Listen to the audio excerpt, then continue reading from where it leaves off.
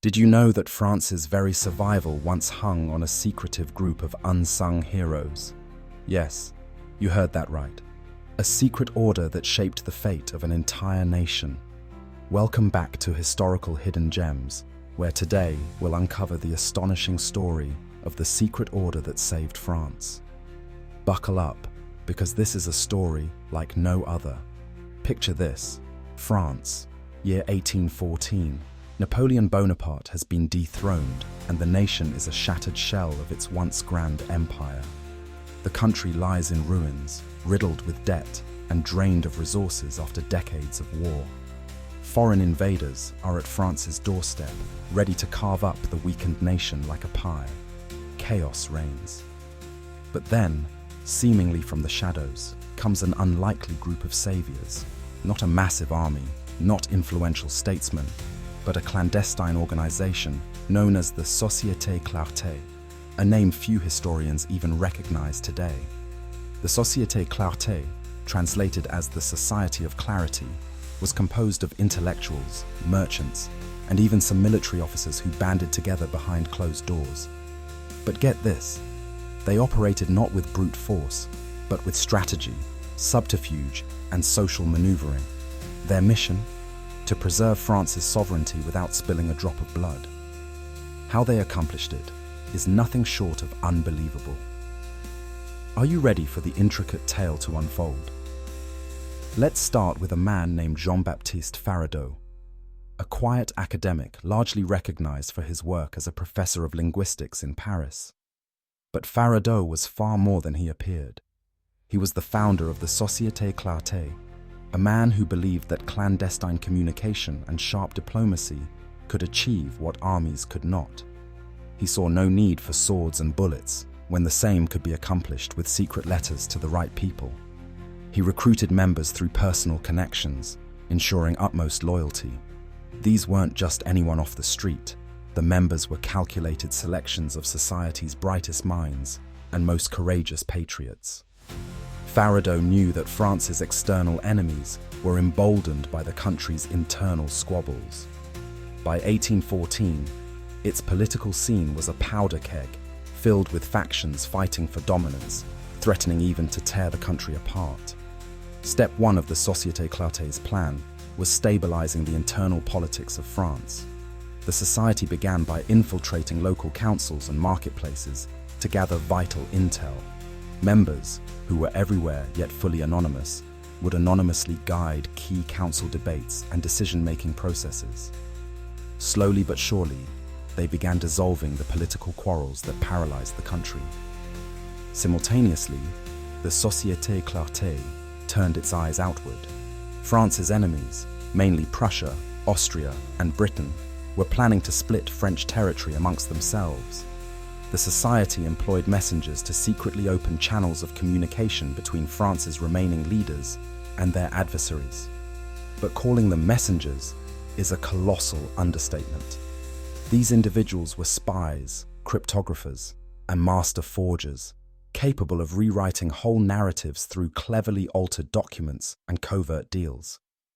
Imagine this: a secret letter passed between two generals discussing plans for invasion, rewritten by the Société Clarté's team to suggest an upcoming betrayal. Distrust among Allied forces soon began to bloom thanks to these fabricated documents. And the genius part? No one suspected it. With its enemies distracted, France gained time to reposition what resources it still had. Now here's where the story gets really juicy. Members of the society began spreading targeted propaganda to drum up national unity across France. They revived cultural pride through discreetly placed pamphlets, songs, and plays, even staging public demonstrations disguised as spontaneous gatherings of citizens. These subtle morale boosts lit a fire in the hearts of the French people. Suddenly, it was no longer everyone for themselves. Patriotism surged, propaganda worked as a glue, and it planted the seed of resistance to foreign rule. Does this sound like the plot of a movie yet? Meanwhile, on the international stage, the Société Clarté's negotiations paid off. Austria, fatigued by war and suspicious of Prussia, decided to redraft boundaries that originally aimed to weaken France.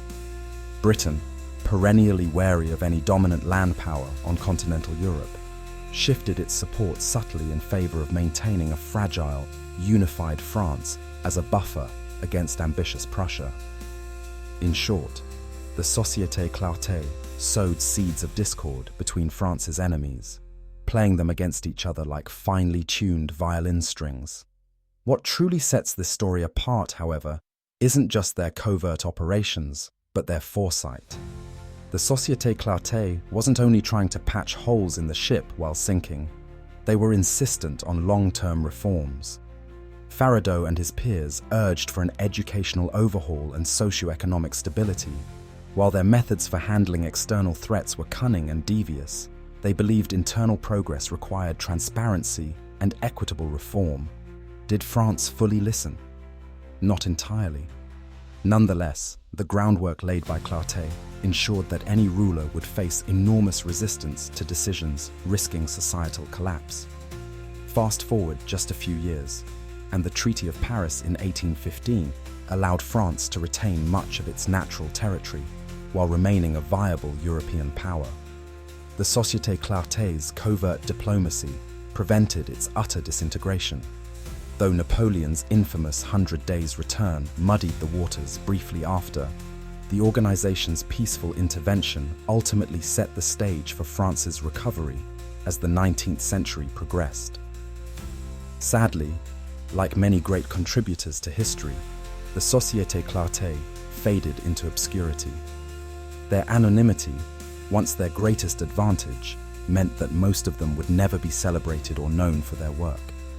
Even Faradeau retired into quiet life, passing away with little mention of his pivotal role in shaping the nation's destiny. Modern historians still debate whether such an organization even existed, or if they were mere fragments sewn into larger political changes. But as we've learned time and time again, history is often about the unsung heroes, the hidden strings that puppeteer some of our most massive events. If even a shred of the Société Clarté's actions is true, they deserve to be remembered alongside the greatest contributors to world peace. So what do you think? Is the story of the Société Clarté a real-life tale of covert brilliance or a faint whisper of an era desperate for saviors? One thing's for sure, the whispers of secret figures in history are often where the most incredible tales lay buried. That's what makes hidden gems like this truly fascinating.